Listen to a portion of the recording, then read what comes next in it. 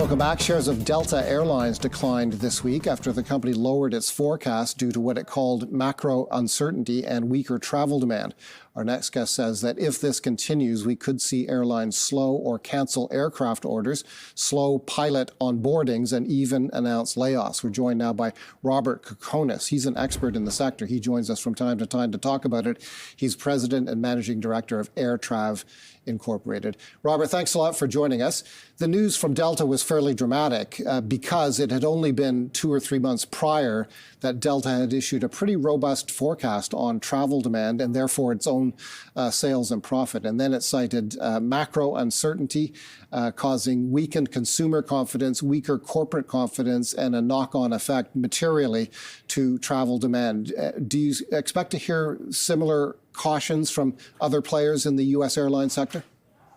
Good point, Paul. And, you know, it's tough times in the airline business and travel, especially discretionary travel. It does track economic, downturns or recessions, and it's also the first sector to come back. You're right about Delta, but also American Airlines and Southwest Airlines also slashed their outlooks for both revenues and profits in the first quarter. United didn't go quite as far, but did note some weakness. That's a challenge. On this side of the border, we're seeing stocks like Transat hitting all-time low, Cargojet 23% off start of year, Air Canada, who is probably the most exposed to the U.S. market, off 31%. So all of our carriers on this side of the border have all taken measures in terms of trying to divert or deflect capacity from this coming summer into other markets, particularly the domestic Canadian marketplace.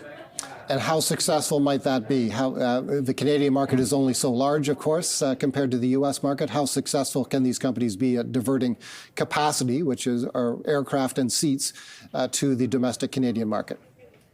Certainly, consumers, and by the way, just like your previous guests have said, business and consumer confidence in terms of how it interacts with travel decisions, whether it's corporate, government, leisure, it's all intertwined. And right now, it's really tanking.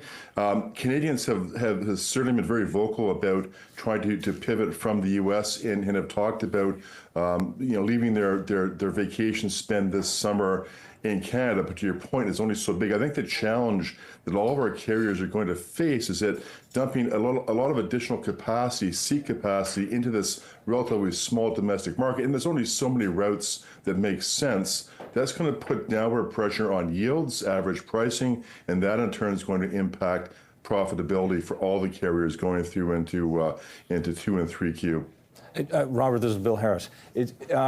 When the oil price originally went up, and that sort of had to get passed on to the flyer, but with the fuel prices coming off, is there any impact yet on that? And can a ticket price get cheaper and then just incentivize people to fly, or are we too early?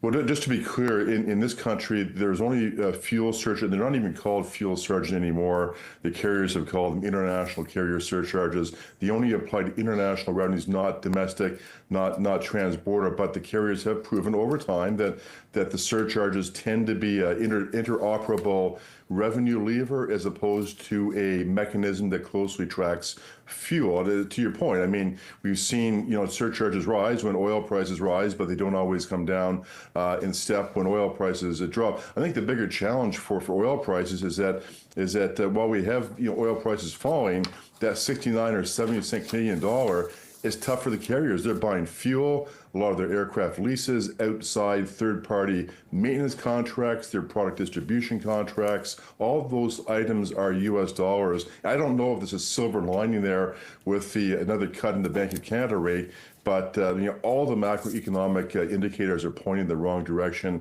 for this sector right now. Air Canada, Robert, as you know, has fairly recently outlined a series of ambitious longer-term financial targets. I believe $28 billion in revenue by 2030 was one of its targets. Does this situation put those longer-term forecasts at risk?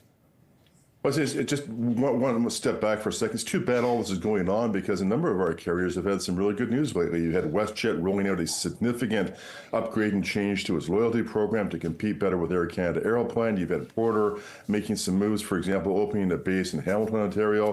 But I think profit targets this year are going to be in jeopardy. The International Air Transport Association, of which is about 280 members, including Air Canada, Transat, Cargojet in this country, they announced last December their 2025 outlook of $13.8 billion profit for this year, based upon a 3% increase in capacity, in traffic, and a 2.8% increase in capacity. I think that IATA, by the middle of this year, is going to be having to revisit those figures.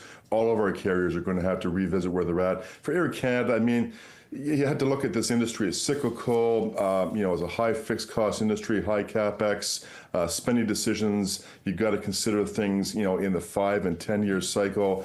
So I think Air Canada is probably still okay in terms of this longer picture. This year, though, is going to be a bit more of a challenge. Robert, thank you, as always, for being here with us. Robert Kokonis is President and Managing Director at Airtrav.